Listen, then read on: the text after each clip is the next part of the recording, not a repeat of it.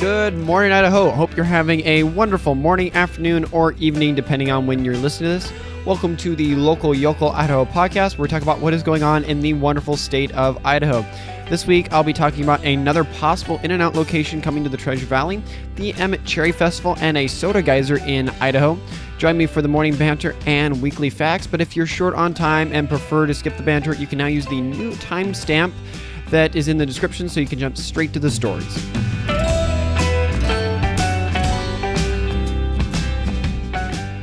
Welcome to the morning banter. This is just kind of a little bit of a time I chat with you guys informally. Hope you all had a wonderful weekend and week. I most certainly did. But granted, when I talk about weekend, I'm kind of talking about like last week because I'm recording it this weekend that you're going to hear this, and then it'll be in the future. It's kind of weird how that works. I always have to like sit here and imagine that I'm in the future when I'm recording this, and I'm not, because the way that you guys are going to hear it in references. But in any case, I know this weekend, or the weekend I'm recording it, so that'd be the past weekend for you guys, I'm going to go over to the Emmett Cherry Festival. It looks like there's a lot of fun stuff over there to go see, plus the floats and different things they're having. But in any case, I'll share more about that next week when I can actually talk about it, because I haven't gone and done it yet, and kind of let you guys know about that experience. I know they're supposed to have like a classic car show that's going to be going on over there, and I intend to go that. And then I have some friends over there that I know that are involved with some different things. I also know they're kind of doing some stuff with the museum of there, like bringing it to life, having certain people acting out different roles and stuff. So a lot of really cool things to go over there. It will be nice this year, I will admit, that it's going to be cooler. I know in past years, the Emmett Cherry Festival is usually when it's really, really hot, but Idaho has been rather cool this year. So being able to go over there to the Emmett Cherry Festival and enjoy it and not be burning up and be in the heat sounds actually really, really nice, if I'm being honest. But also, I hope you had a fun week last week. I know looking at the events that were happening last week, there was so many things going on around the state, be it in eastern Idaho, be it in the Treasure Valley, be it in up north and different stuff, just a ton of really fun stuff. Honestly, if I wasn't so behind on kind of doing this and stuff, you guys kind of noticed that last week. The main episode came out a little late, but that's on me there. I would have gone to some more stuff, but hopefully you guys got to see some of the fun things that are going on in the state. I know there's been a ton of circuses, a ton of different rodeos. You had like the Eagle Rodeo, I think, last week. I didn't end up going to that, but I heard some people that talked about it and said it was good, but that the kind of traffic in there was a little tough to maneuver through and all that and everything.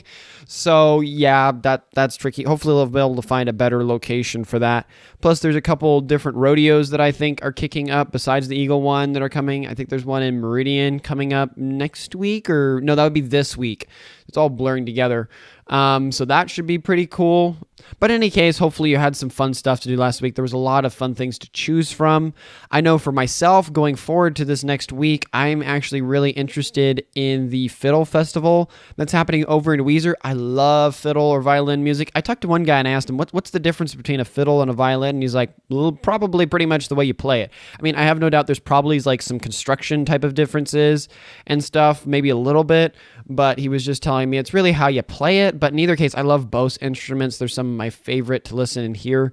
So if I have some extra time, I definitely will drop by over there in Geyser to go check that out. Hopefully you guys do as well. But in any case, I don't have too much more to share. Not a ton of stuff, been just podcast work, trying to catch up for you guys. So let's just get into the holidays and weekly facts here.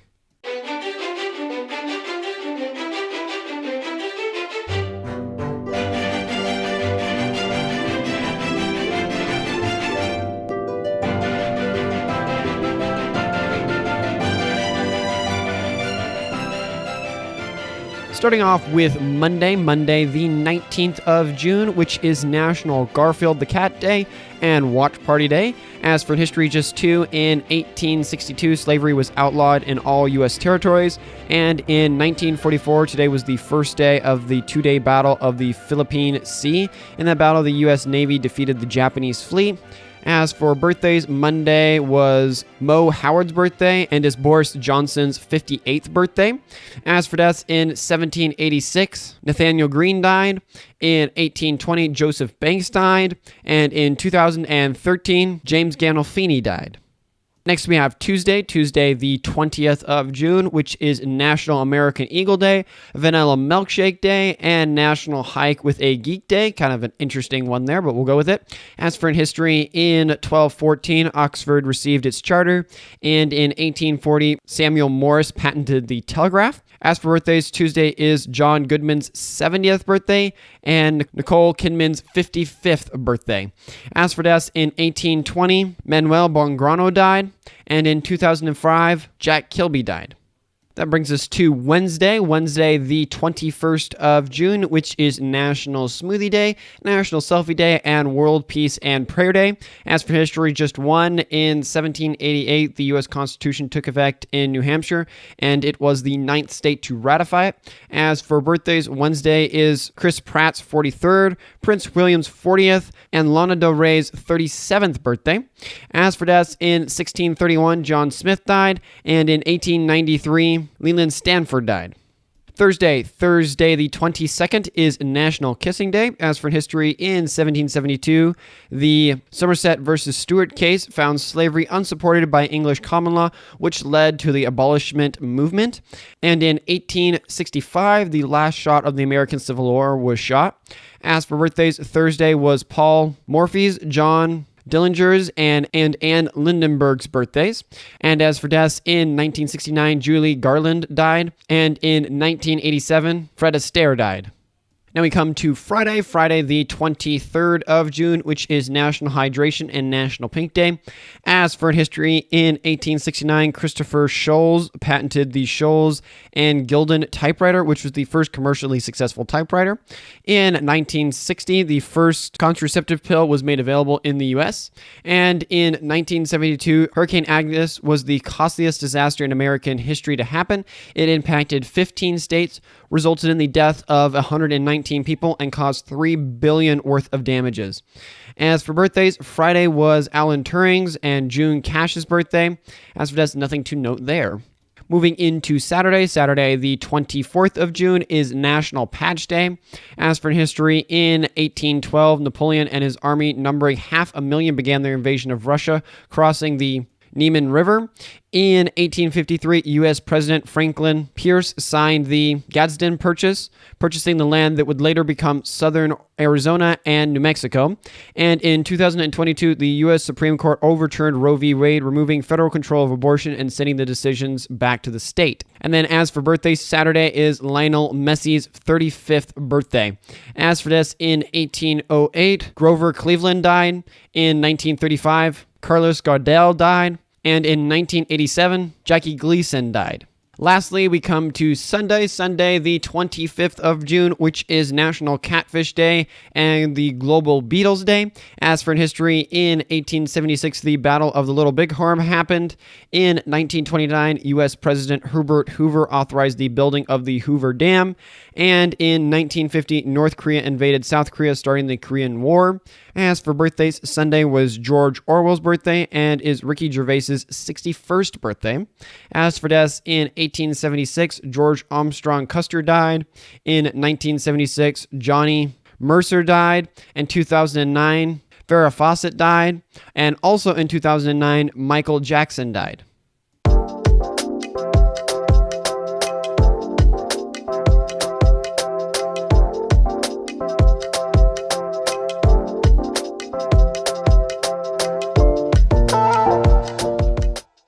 Now, moving into the news, if you looked at the show notes for today, it's a little bit light. This whole podcast this week is going to be a little light, so you guys are able to get out of here a little quicker.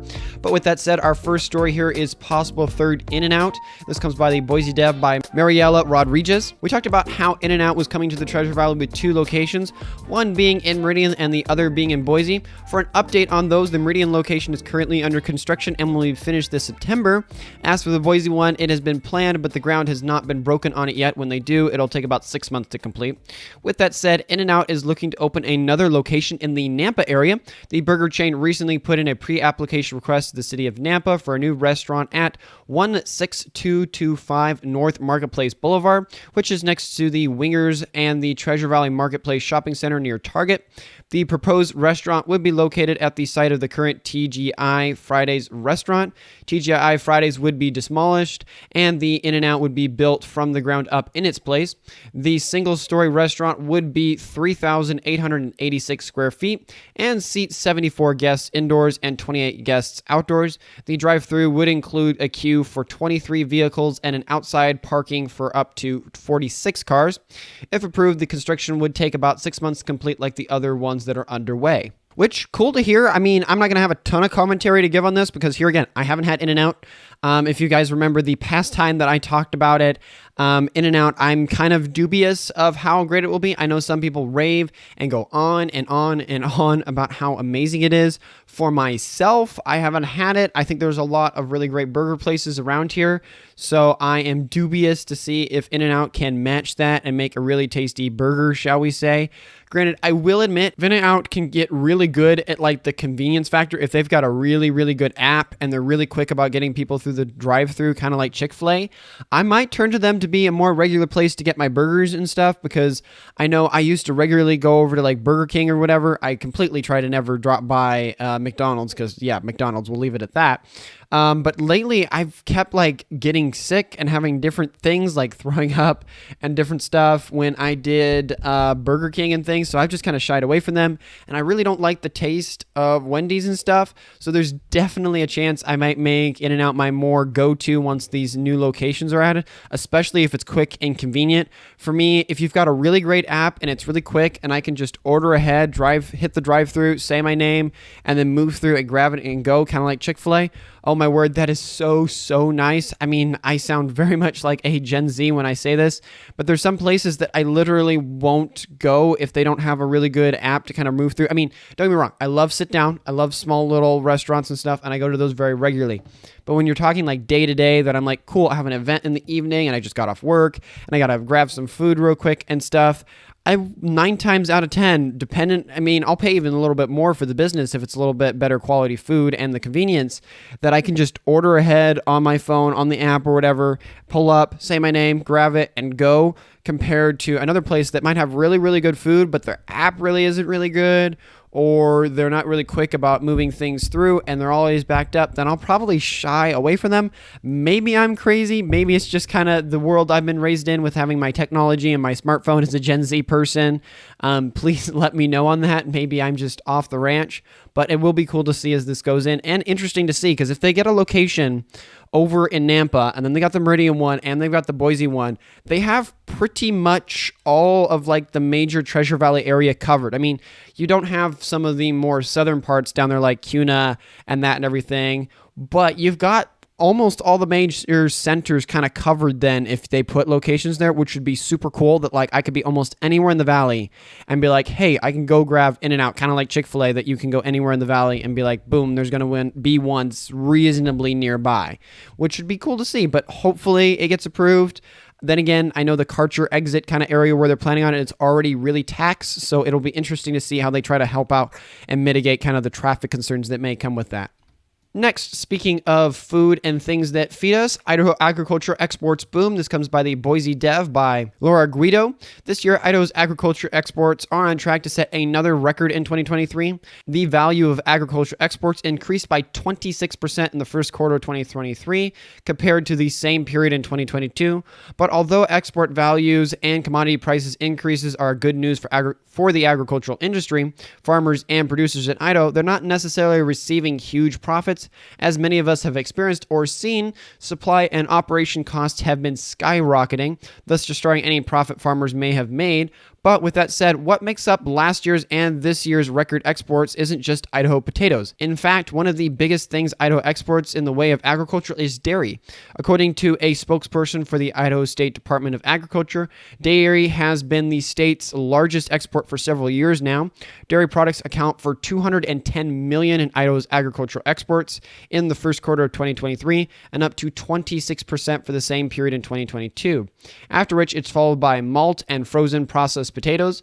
But with all that said, I have two facts, one fun, not so much, that I didn't know, and you probably didn't know either. Number one, Idaho has the greatest processing capacity for malt in the world, which accounts for 70 million in Idaho for the first quarter of 2023 and 17% of the same time period in 2022 for Idaho. But second, and on a less fun note, China was the third largest destination for Idaho's agricultural exports in the first quarter of 2023, accounting for 40 million of our exports. Which always cool to hear that things are booming here in Idaho. It's always a great thing to hear that. But I will agree, it's a little bit of a misnomer when it's like, cool, our agricultural export quantity by like money going out of the state and how much we're making as a state, sending it out and stuff has gone up. But then you're like, well, are we sending actually more out of the state?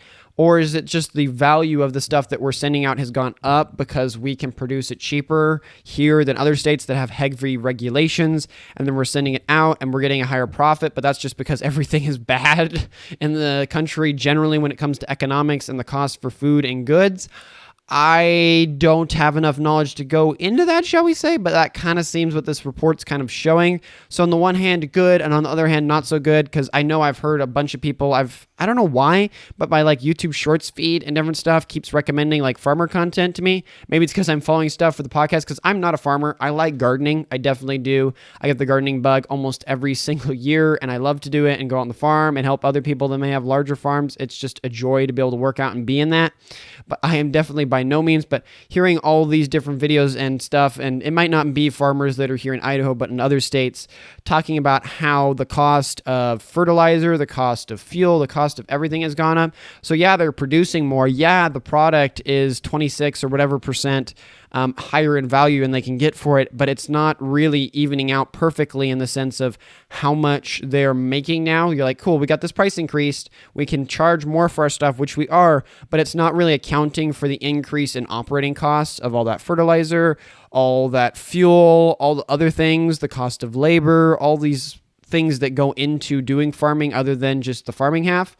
That kind of are eating away at those profits. So hopefully they'll kind of figure that out. I know I didn't have it here in the script, but the article talked about how the dairy industry, there's a lot of dairy companies here in Idaho, or dairy farms, shall I say, that are apparently really struggling because of their profit margins and different stuff they're having to deal with and everything. So hopefully they can figure that out.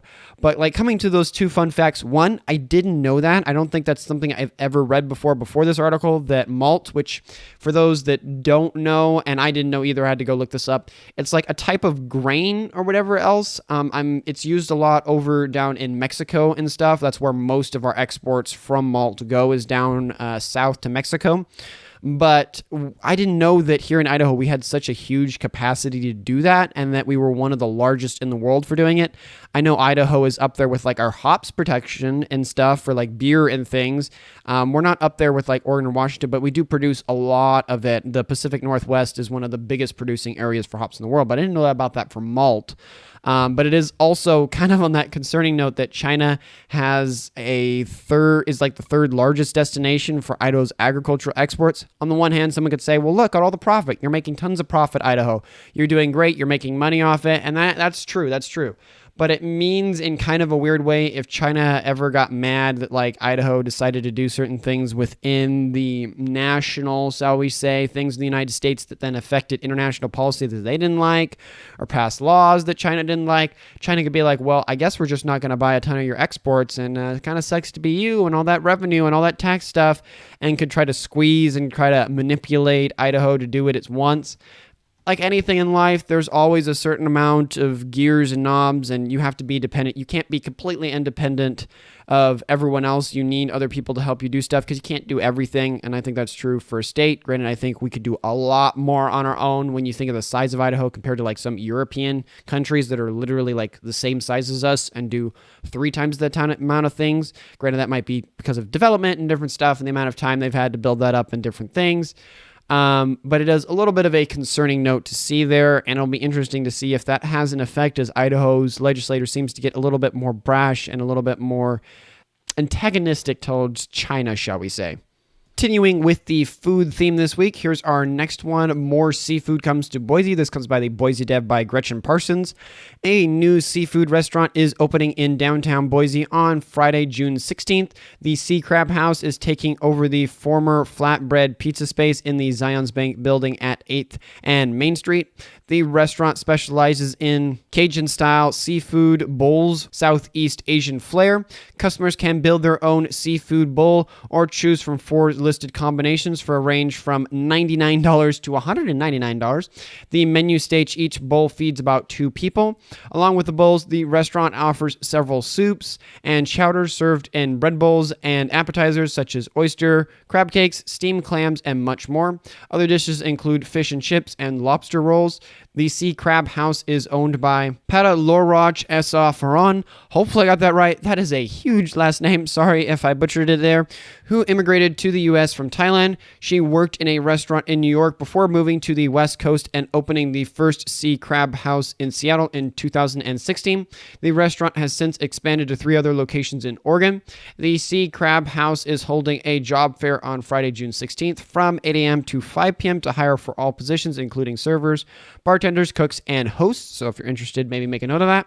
The restaurant is open for dinner from 4 p.m. to 10 p.m. Wednesday through Sunday. For more information, visit the Sea Crab House website.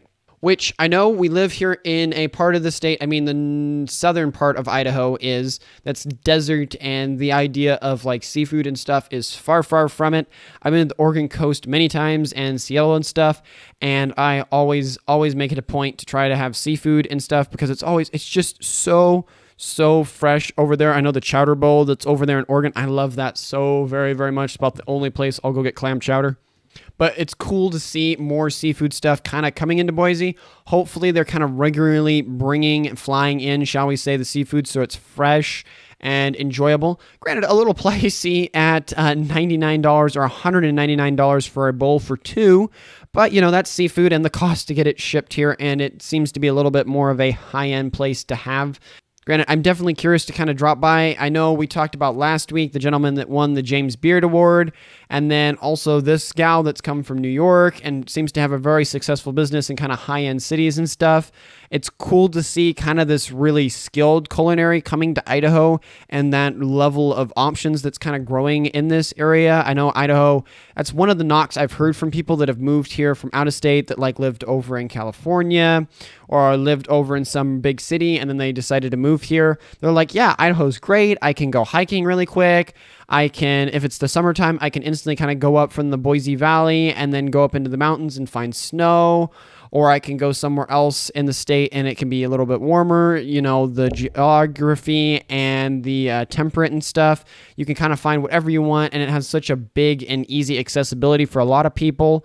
But they will regularly tell me that Idaho just kind of struggles on the culinary front of like the amount of options of foods to try, which I'm glad to see is kind of changing and improving in that aspect. I am curious to drop by there. Granted, it will have to be for a special occasion because that price tag is a little bit steep. Next story we have here is Emmett Cherry Festival Cherries. This comes by KTVB7 by staff. As many of you know, the Emmett Cherry Festival is one of Idaho's oldest festivals, which was in full swing last week, but this year the vast majority of cherries at the festival were not from Emmett or even Idaho for that matter. The majority of them were shipped in from California this year, not because the town can't supply the cherries or doesn't want to, but it just isn't time yet, according to Tyler, the owner of Tyler's Rocky Point Orchard, which which is one of the largest in the area. The Cherries this year are still 10 days to a week out from being ready. The festival tried to look at a reschedule for it that would work better and would have the cherries fresh and ready, but Emmett either had planned other things or other towns had things that would conflict, so they decided not to change it and ship the cherries in instead this year. With that said, there's more than just cherries at the festival. It kicked off with a parade that winded through the street of Emmett. The parade featured floats, marching bands, and of course plenty of cherry-themed floats. After the parade, there was a carnival that featured rides, games, and foods, and there was also a car show that featured classic cars from all over the state. Which I will admit, I was talking with some people at a dance or an event I was having, and they kind of mentioned this, and it's kind of odd to me. I think you have one group of people that really love the Emmett Cherry Festival, and it's a big thing, and they wait for it every year, and they get to go to it that I've talked to.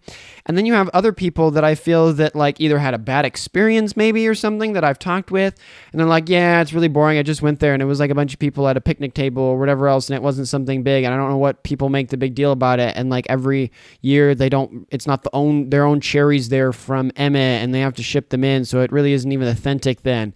Which, I mean, don't get me wrong, I have no doubt that every festival is going to have its bad and good years, but I mean, I don't know. I could see the argument on both sides. On the one hand, listening to them, it's tricky. You know, you're wanting to regularly schedule things as a planner and as a city person, that you've got to schedule these things out several months in advance, because that's just how city work and bureaucracy kind of flows.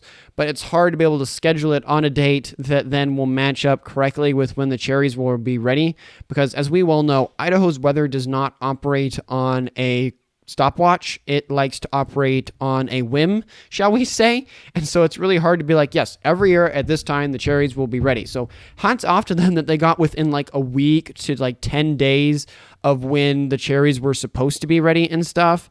But also kind of that scheduling conflict. I get that. They're just like, well, let's go ahead with it. And so there's cherries. We'll just kind of ship them in from California. So at least we have cherries, because you got to have cherries at the Cherry Festival. So that makes sense. I hope any of you that went really enjoyed it. I'm planning on going today. I'm recording this as of Saturday, so I intend to go, and I'll have to comment, or I'll tweet something on Twitter about it, how my time was there, maybe some photos and stuff. But in any case, moving into our next story here, I know we've had a lot of positive ones, but there's going to have to be a negative one, and one we don't want to talk about. For those that aren't in the Treasure Valley, this might not be something that you're interested in, but bear with me here. Caldwell gets more construction. I know. This comes by KTVB7 by staff. Caldwell always seems to have more construction and more traffic, but is it not better to know than not to know? I would say so. With that said, the city of Caldwell is beginning the Ustick Road upgrade and adding a roundabout at the intersection of Ustick Road and Middleton Road. The project is expected to last until early November. Drivers can expect major delays at the intersection of Ustick Road and Cloverdale Boulevard on Monday, June 19th from 8 p.m. to 7 a.m. while crews shift traffic to newly paved lanes in preparation for the widening project. Access to driveways may be temporarily limited. The city said that a detour route will be placed for commuters, and local businesses near the intersection will remain open during the construction. The following is all that is included in the Ustick Road / Cleveland Boulevard project. 1, widening Ustick Road to 5 lanes with sidewalks and bike lanes between I-84 and Lake Avenue, adding a new right turn lane and improving left turn lanes on the Ustick Road and Cleveland Boulevard intersection, and adding a new traffic signal at the intersection. The city of Caldwell has stated they appreciate the patience and understanding of the community during this time while the construction is happening. Which, I hate traffic and construction like any good local Idahoan, shall we say, that remembers the days when you could get around and the freeway, you could have plenty of car lengths between you and the other person, and that could even happen at like 5 o'clock commuting back from work and different things. I miss those days. I think we all do. But sadly, that's not where we live anymore, so it gives us plenty of conversational topics to talk about, shall we say.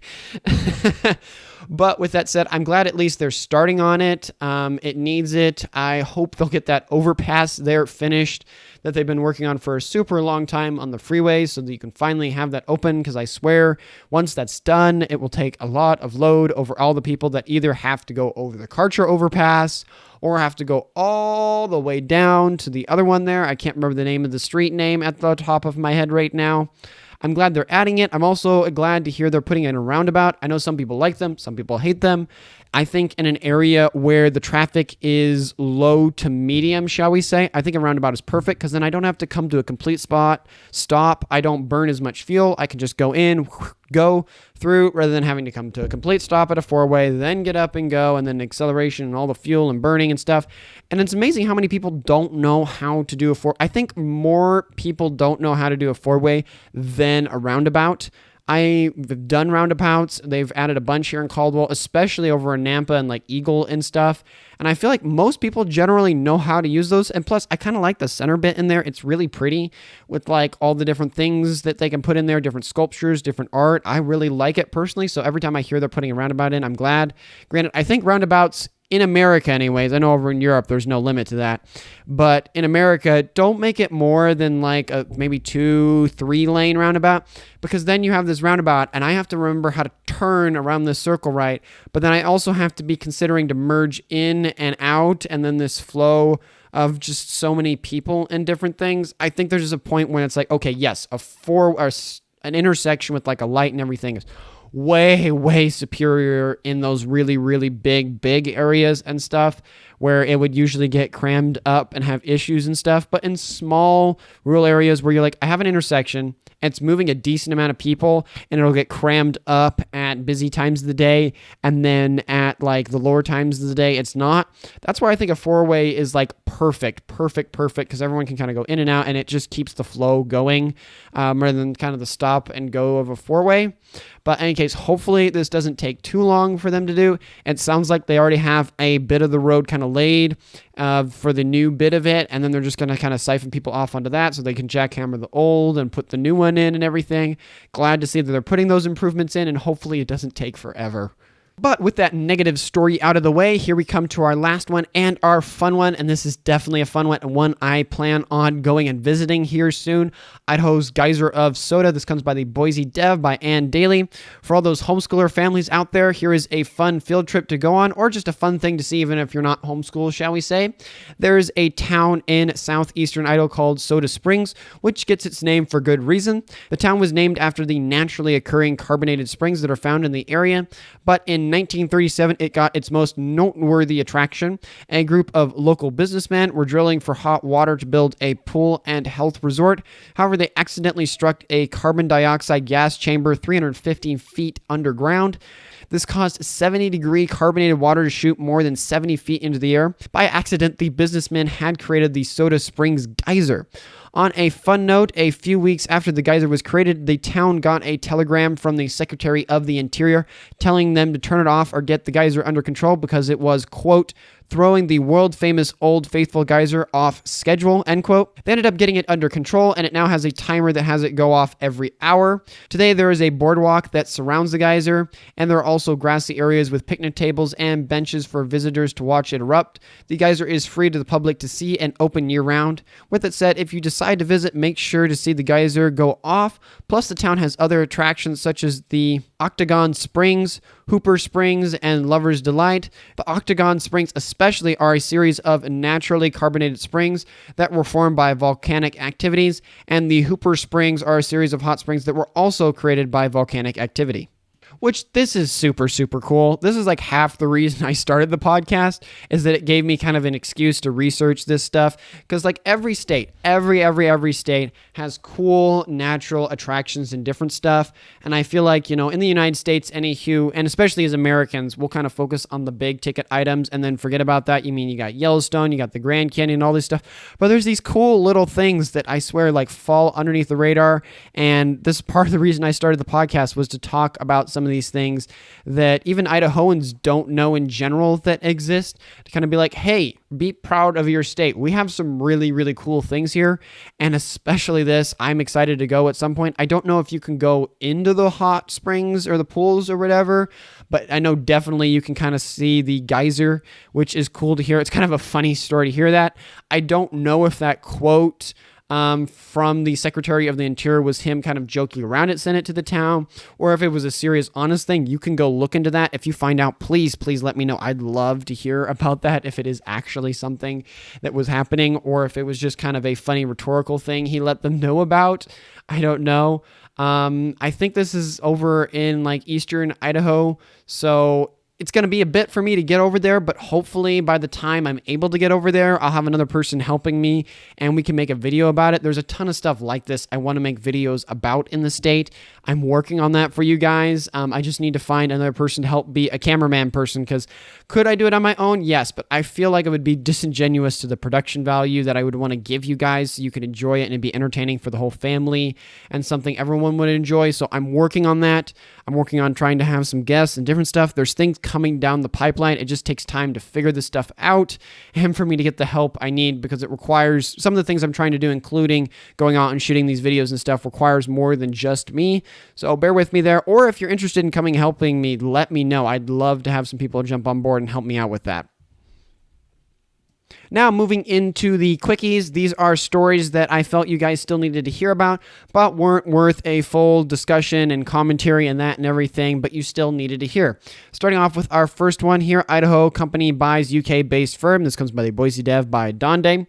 A Boise-based software company, ConvertKit, announced on June 16th that it had acquired London-based email referral tool SparkLoop.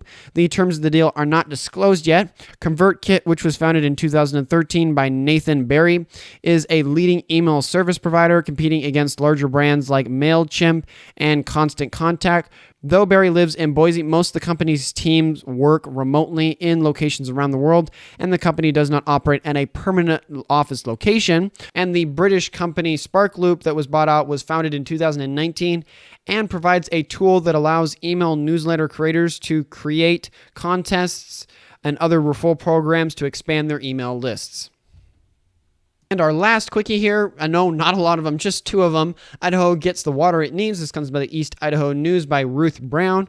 Idaho has had a serious amount of rain and snow this year, so much so that there has been some form of flooding or another in every major population area in the state. With all this water, how are we doing in the reservoirs? Are they full yet?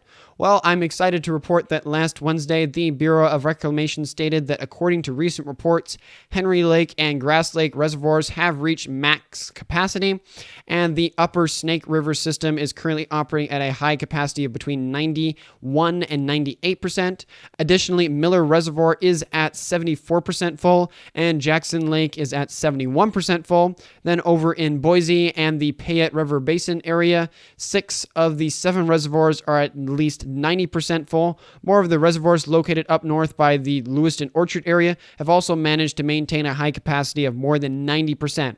With that said, with all the water and the reservoirs being so full, there's still flooding happening in areas of the state and others are at risk, so please pray for those that are affected.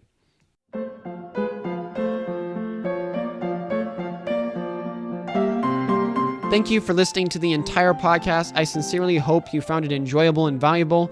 If I missed any important points or provided incorrect information, please feel free to reach out to me via email at localyocolidaho2022@gmail.com or on Twitter by tweeting me at localyocolidaho.